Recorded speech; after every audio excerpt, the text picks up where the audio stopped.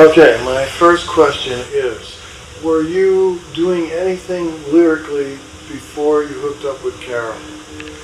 I was writing lyrics and melodies without any instruments, and I didn't have anything recorded. I was attending Queens College. How did you meet Carol? Well, this girl I was going out with set it up. She was a friend of Carol's, and she arranged a meeting in the Queens College student lounge. Wow.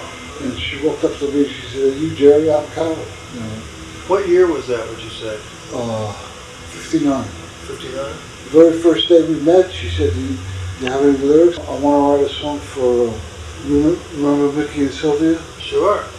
Well, he had a falling out with Sylvia, so we got another girl called Kitty, and he was looking for a song for Mickey and Kitty. I drove to Carol's house, wrote a song, and he cut it. Really? Yeah. Was he still on Vic Records, or did he He go was he was on Atlantic or Adco, either one. I don't know. Okay. But she got the assignment to Jerry Wexler and Alma. Yeah. Okay. So she knew all these people already, right? Yeah. That was my first recorded composition. Wow. That was in '59. We were sort of freelancing, publishing our own stuff. And when we got something recorded, the record company that recorded it took our publishing, But we didn't want to fight. We were so happy to get something recorded. And Donnie signed Neil Sedaka and his writing partner. Howie Greenfield. Yeah, and Neil Sedaka, he had a few hits. So Carl said, "Why don't we go up to Donnie and see if we could get anything there?" We played Donnie a few songs, and he liked us. He gave us $1,000 to sign for a year, And if he picked it up, it'd be 2, and if he picked it up, he had another option of 3. And we wrote songs, and he became our publisher, and he tried to get us records. I think it was in 60-50, he had a small office there. After Neil had some hits, and after We All Love Me Tomorrow, he moved to a bigger office. And he got writers' rooms, and he started hiring more writers. Was Al Nevins the silent partner? Al had more of a musical background than Donnie. He was in the Three Sons. At recording sessions when he was trying to get the rhythm section to get a good, nice rhythm for you. Al invariably did that nice and gentleman-like, professional, And Donnie would sort of hint at what he wanted. Did they get along very well? They got along very well, yeah. But kept a distance, But you never hear of Nevin's involvement in all these situations. I mean, the outside world. Well, Al died about a year to a year and a half after me and Carol signed. Oh, okay. I didn't know that. Yeah. Well, that explains everything. Okay. What was your first big hit in Donnie's place? It was We Love You Tomorrow. Shirelles. Yeah. I was working as an assistant chemist, a lab technician. Really? And Carol was working as a secretary. And she got a call from Donnie that the Shirelles were looking for a song. And I was in the Marine Corps Reserve, and I had a reserve meeting that night. I remember getting home around 10 o'clock with a note on the piano, melody on the tape recorder. Donnie needs this. I think it's a good melody for the Shirelles. Please write. I'm out playing mahjong with my mother. That is a great title. So, we had one of these reel to reel, and I listened to it, and I loved the melody. And words came right away, except I didn't have words to I had an idea for the bridge, but I didn't have words, and we both wrote the bridge when she came home. She didn't go to work the next morning. She drove in. And where were you living? We were living in Sheepshead Bay. Okay. So she brought it up to Donnie, and Donnie took it right away to Luther Dixon, who was producing the Shirelles. So did Carol play it live for him? Yeah, Cal played a lot. Because there wasn't time to make a demo of it. No, there wasn't. And I think it was within a week they recorded it. And within a month, Carol and Donnie showed up at the lab where I worked, and they said, "Gerry, you don't have to work anymore. Donnie's giving us a $10,000 advance." And the record went to #1. It was like a fairy tale story. When you wrote the Mickey and Kitty song in '59, how long did it take before you were a couple? About a week to 10 days. Oh, okay. We hit it off right away, you know. That's great. I was 20 and she was 17. Wow. This went on for how long until you split? When did you split? We split in 68. So he basically sold Alden to Screen Gems, is that correct? With the stipulation that he would still be president of the publishing company. Now, when that sale was made, did the writers benefit from that financially? Not really. So it wasn't like, you know, here's $10,000 or something like that. No. He just explained to us we'd have much more opportunities, you know. But it was interesting because at that time, that Beatle influence came in, which was for a band to be, or a group to be self-contained. Yeah, it was sort of the end of the Tin Pan Alley, you know. But then Donnie threw in all the TV shows and stuff like that. Yeah, things like that, yeah. Do you feel that the death of Tin Pan Alley hurt your personal relationship? Well, in a way it did, you know. We weren't having so many hits, so many opportunities with artists as we did before, you know. Was your split up amicable?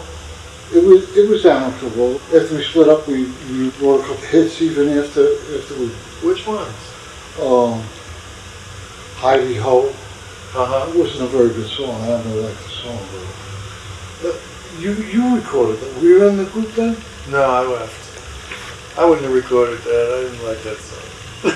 I didn't like that song at all.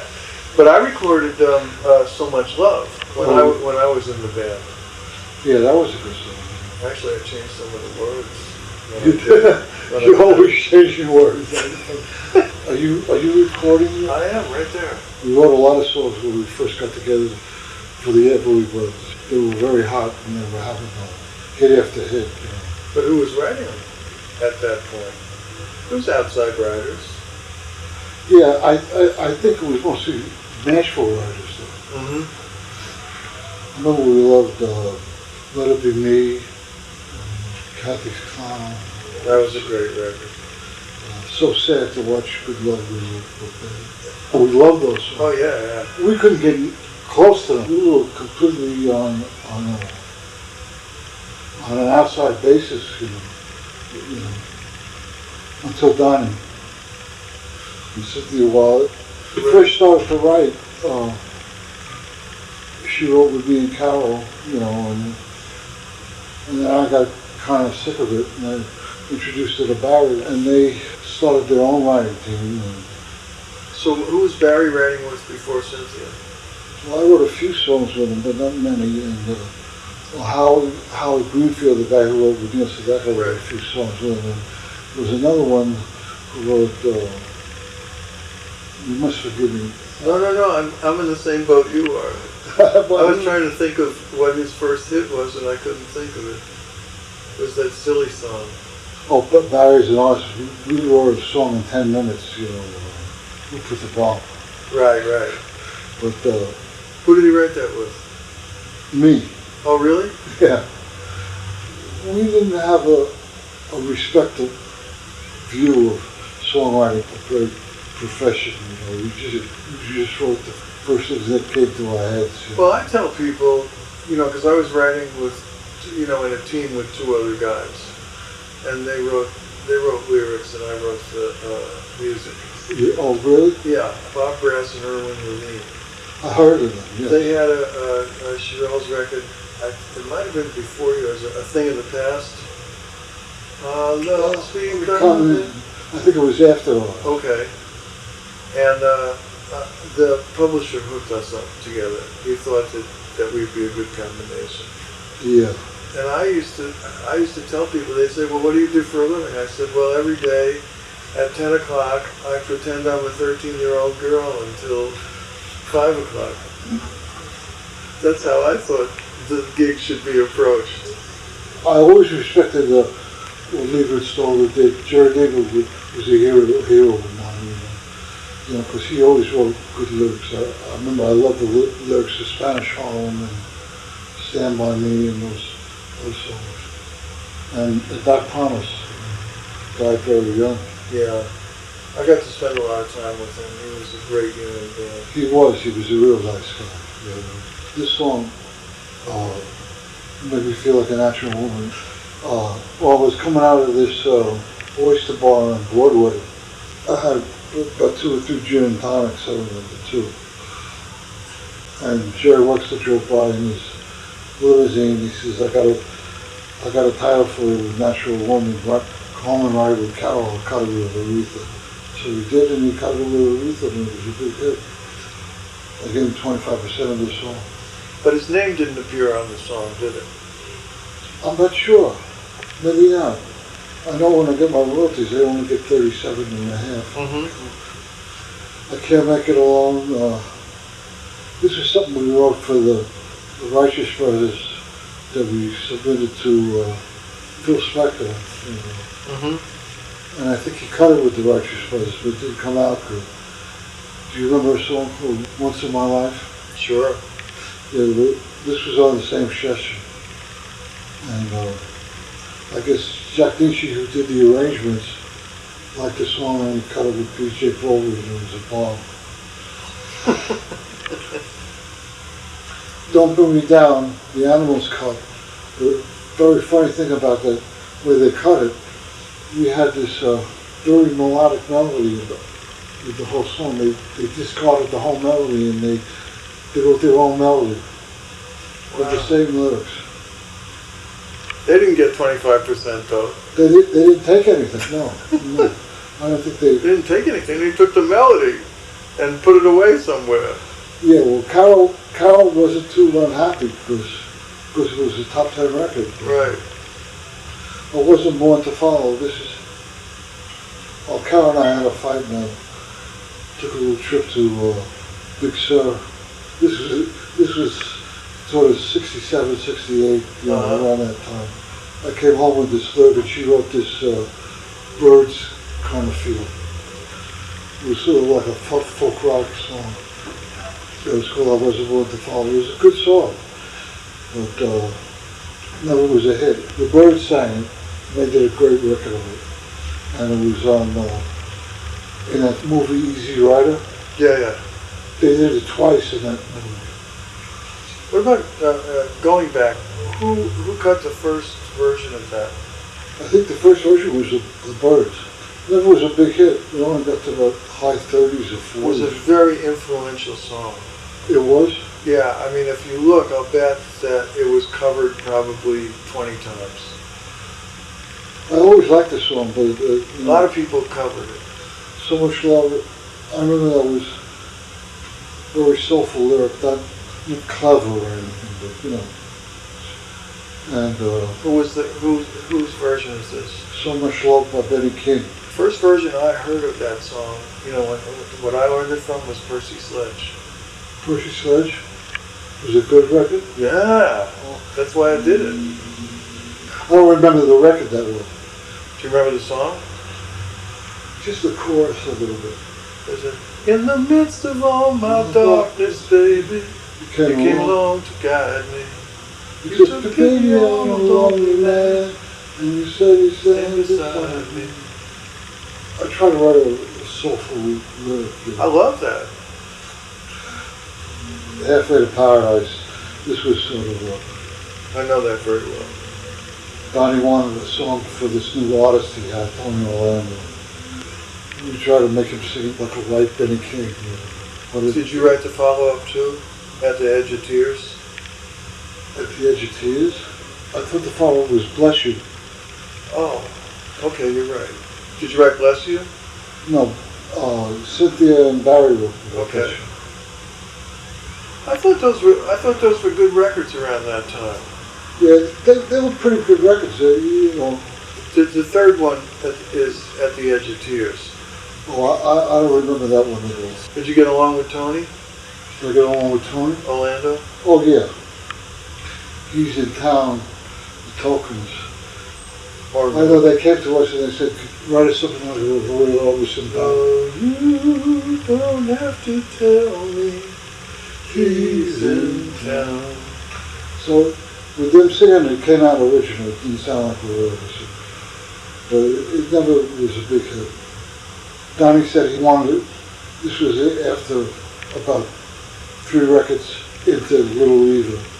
And he says, why don't we try a ballad with her? So I came up with this song. I'm just a little girl, but I feel a woman's love for you. And it bombed. And it was covered by Donald Lowe. Another Night with the Boys. Drifters. Yeah, that was a pretty good song, but never was a big hit by the Drifters. I remember I cut a version with Big Dio and Little Eva, a duet. Did you produce Swinging on a Star? Yeah. That's a great record. You like that record? Love that record. Although I have to say, my favorite thing is where they go, 1 moonbeam, 2 moonbeam. Oh, that was a little silly. Who came up with that? Little Eva. He did? Yeah. That's like my favorite thing in the whole thing. That's so brilliant. Did that record make the charts? Yeah. What? That was a big record. Oh. It was great, you know, because everybody knew Dee. You know, he was like hanging out in the music business guy, Dee. Because I was at 1650 also at the same time you were. And everybody loved that he had a hit. You know, yeah, him and Little Eva had a little love affair. Oh, I didn't know that. Yeah. Well, she was our babysitter. Yeah, well, that's legendary. How did your song come out with Mike Stoller? Well, we finished it. He writes slow, and he writes all the music out. Oh, that's interesting. You can't play and sing at the same time. Really? And he has to go to Europe. He's accepted this award on a song that humongous amount of plays in France, and they get him and Gerry receiving this award, and because they have the occasion to go over to France to receive the award. We just finished the song last week, and he won't be back till about the 11th of July, and he says we'll have to wait to make the demo till then. So in a situation like that, does he make the demo? Well, we're both going to make the demo. I'm going to get the musicians. So who sings it? I have this girl, Cole Gord, and she sings pretty good. I just write because I go crazy if I didn't write. The 2 songs that we've written I really like a lot. I mean, enough to have cut them. And I still get the old ones cut, you know. Let me ask you a question to see if you know this. You know, it's coming up now in our lives where the copyrights revert to us, you know, after 50 years. And yeah, mine started reverting back to me in 2017. now here's the question that I don't know. So in 2017, when the copyright becomes yours, Steve Kooper just told me that you don't get any extra money from the versions that were cut a long time ago. You just have control of the copyright. So if you cut another record on it or something, then you would get all the money from that. Yeah. But the old versions, you don't get all the publishing. No. Is that true? I'm pretty sure that's true. In the United States, you get the copyright back. In Europe, you don't get any of the money. Right. So at that point, it becomes public domain in Europe, or does the publisher just keep it like they have before? I'm not sure whether the publisher just keeps it or becomes public domain in Europe. Okay. You know, I bet it is public domain in Europe because they're talking about how the Beatles are going to lose their songs. Oh, really? Yeah, I bet you it is then. Okay, look, I gotta go. Okay, I got what I need. I hope I helped you. Well, we helped this other guy.